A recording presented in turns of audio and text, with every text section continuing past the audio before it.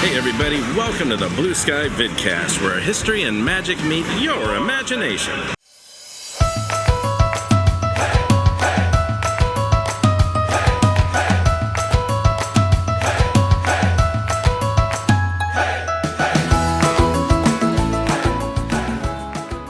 Hello everyone, I'm Don Morin, your host. Welcome to the Blue Sky Vid-Cast. We're here at Disneyland USA live. Lots going on out there on Main Street right now. It's kind of early in the morning. We are going to take a trip around the resort and show you different fun facts about Disneyland. Maybe you didn't know. Maybe you'll know some of them. Hopefully we'll stump you on a few and give you something new to take a look at next time you're in the parks. Be sure to fasten your buckle and pull on that yellow strap, and let's take a ride. Come on with me.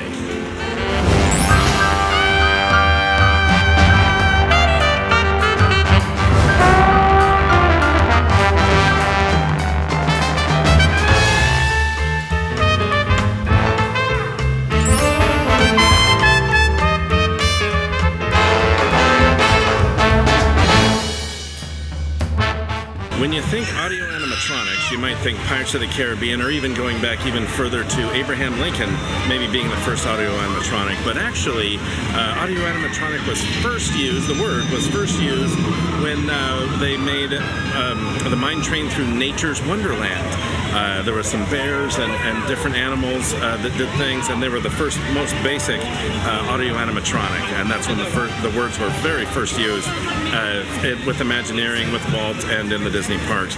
Right behind me is a tunnel that's all boarded up now, obviously, and some tracks that are a remnant of the mine train through Nature's Wonderland. So take a look at it sometime in the future, and there are a couple other remnants around Big Thunder Mountain Railroad. Not many left anymore. There's a pond with jumping fish that was part of it as well. But when you think audio animatronics, the very first time they were mentioned was with this attraction right here.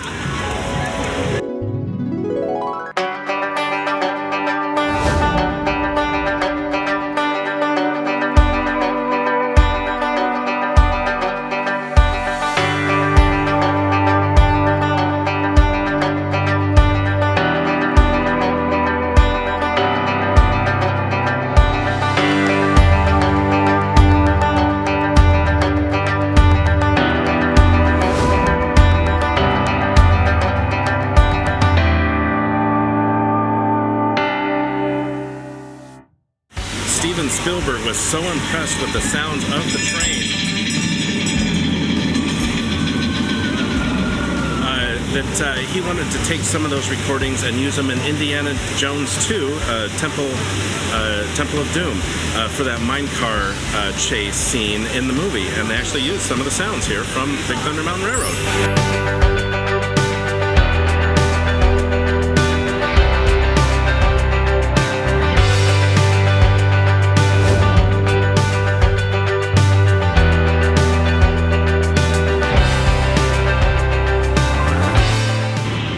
Secret in Disneyland that I've discovered is I've always loved the Chimichangas here at Disneyland. They're fantastic. They're served at several carts throughout the park, both Disneyland and DCA. But I recently discovered Disney breakfast chimichangas, and there's two different versions. One's a vegetarian, and then one is a breakfast burrito with bacon in it. Of course, I'm choosing bacon, right?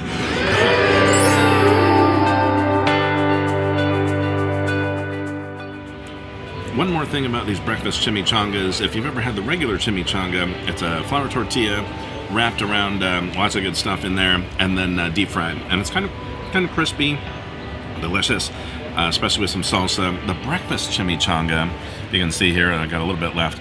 It's more of a pastry-ish dough. It's kind of croissant-ish, actually.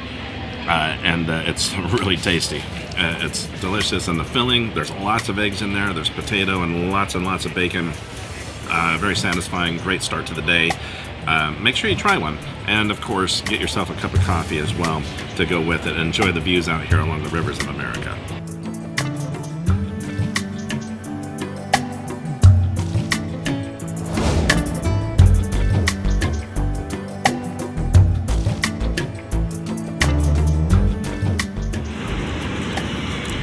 Regarding these chimichangas, the breakfast ones with the bacon, eggs, and potato, the best place to get it is in Frontierland at the cart in. It's right across from Big Thunder Mountain Railroad. And if you go up to this little seating area here, I'll show you. Especially in the mornings, it's very rarely that anyone's up here. It's a great place to sit. The boat dock is right there. The sailing ship Columbia just sailed off. And it's a great time and place to enjoy a breakfast, and with this breakfast chimichanga. Enjoy.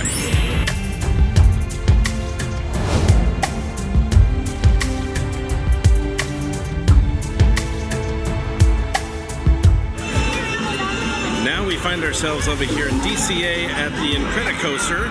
And they have 3 trains running right now, and it's a lot of fun. I love the catapult start, the 5, 4, 3, 2, 1, and takeoff. That's a lot of fun. And now that it's Incredicoaster and you get that hot cookie at the end, chocolate chip cookie at the end, what's better than that, right? It is actually my favorite coaster in the parks here at Disneyland Resort. Yeah, Space Mountain's got great theming, and Big Thunder Mountain's a lot of fun, but this one has the speed that I enjoy. It's a nice long roller coaster. But why am I here? It is the fastest ride in DCA, for sure, by a long shot. But what is the fastest ride in Disneyland? Any guesses?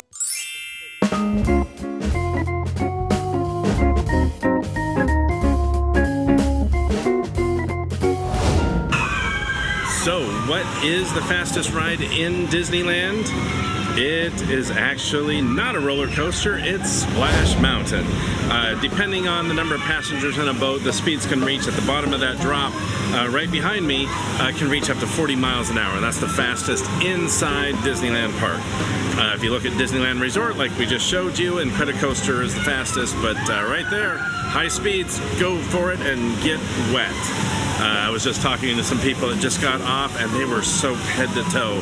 I don't know if the water's a little fuller today or if they had a lot of people in their boat, what it was, but they were just drenched. And they were excited, but not too thrilled at the same time.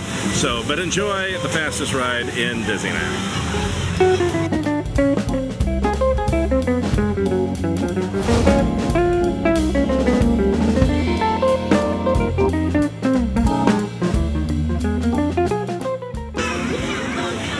I'm here in DCA, mid-afternoon, it's sunny out, it's beautiful out here in February. I wanted to give you another tip or secret here at little known fact here in the Disneyland Resort. I'm in the hub here, kind of in front of Elias & Company, and there's this popcorn cart right behind me. And they have regular popcorn, but they also have fresh-made caramel corn. And they actually popcorn, put it in, and then put the caramel stuff on top, and they mix it right there. And that's the freshest caramel corn you're going to find in all of the park. It is delicious, it's sweet, it's crunchy, it is fantastic, but it's the only place that I know of in the Disneyland Resort where you can get fresh caramel corn. Let's take a quick look.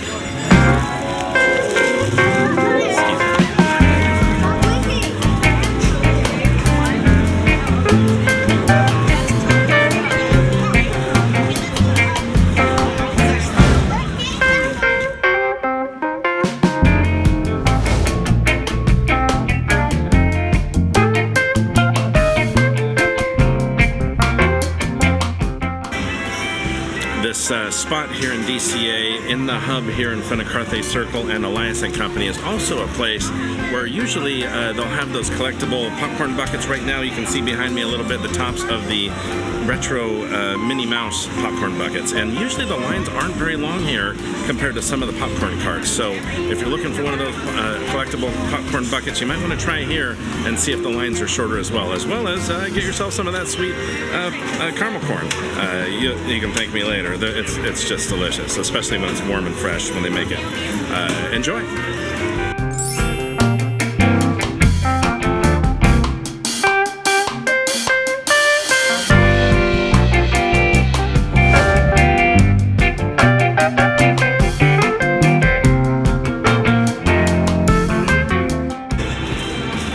Hey, we're here at Soarin.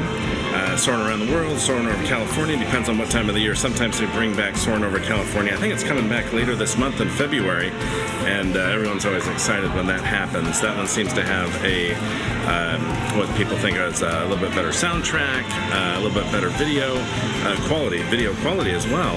The new attraction, the new film Around the World is fun. It's a great ride, but some things are sometimes distorted, and there's a lot of CGI, but still a great ride.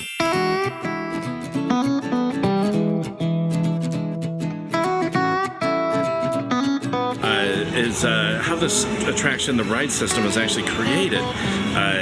They were trying to figure out how to make this work and how to get enough seats and enough gliders up in the air at the same time. And an Imagineer over the weekend, he took out his erector set, actually, from when he was a kid, brought it out of the closet or the attic, and started playing with it. And over the weekend, he built this model for what is now pretty much the ride system for Soarin' over California to begin with, and now Soarin' Around the World. And can you imagine that, going in Monday morning to Imagineering and showed him this erector set that he put together over the weekend. Everyone else went fishing or out for a picnic or had a barbecue at home, and he put together the Soarin' ride attraction with his erector set. Pretty cool, a really neat piece of trivia.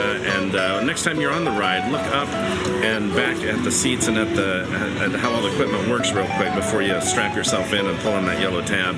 And maybe you'll see something that resembles kind of an old erector set style thing. So enjoy, whether you enjoy Soarin' Over California or Soarin' Around the World. Maybe you know a little bit more about it now. And don't forget, if they do bring back that original one again, breathe in heavy when that orange smell comes along.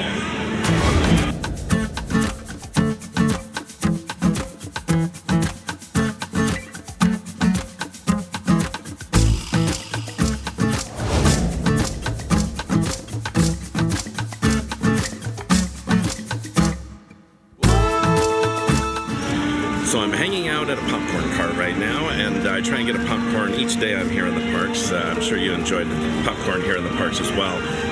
It's a nice treat that Walt used to do, and it's fun to do the same thing. And it's crunchy, delicious. But they do have something that maybe you know, maybe you don't know. They all have these little popcorn cart turners, these little characters, and they're all themed to different lands. We're on Main Street, USA, so we have a dapper guy here with a mustache and his straw hat. The Abominable Snowman is on one. There's a space guy on one in Tomorrowland, etc. So make sure you go around to all the different popcorn carts, get a popcorn at all of them, and check out these little guys.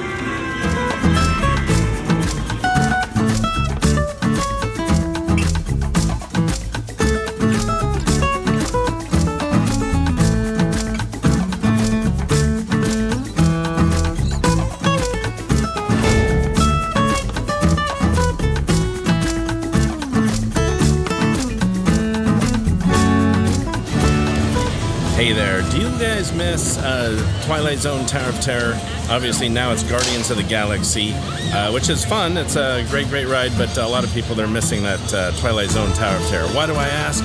And why am I in front of Mike and Sully to the rescue? Because there is actually an homage to Twilight Zone Tower of Terror inside this attraction.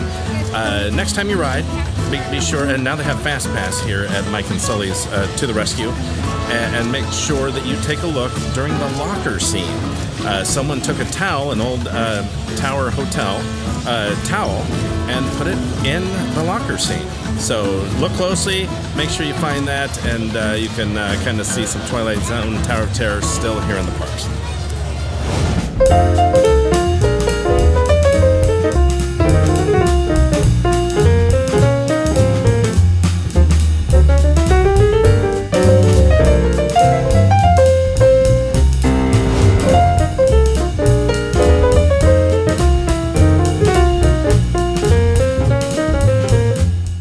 Here in Tomorrowland in Disneyland, and behind me you can see Space Mountain. Why are we here in Tomorrowland and specifically looking at Space Mountain in the background? Little known fact, I mean, it's a great attraction. I love it. It was groundbreaking when it came out in 1977. Love the dark aspect of it, flying through space, as well as when they change it over to Star Wars, and that's a lot of fun with TIE fighters and X-Wings flying by.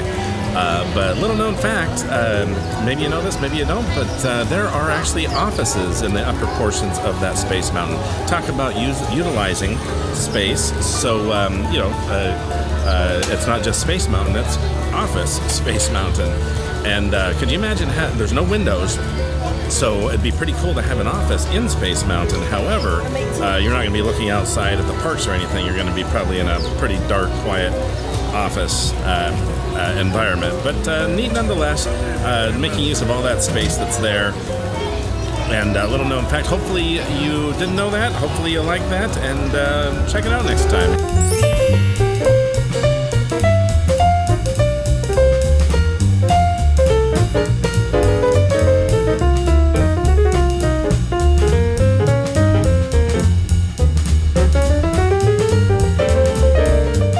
Hey everybody, thanks for joining us on this tour of interesting facts, hopefully unknown, some of them unknown for you.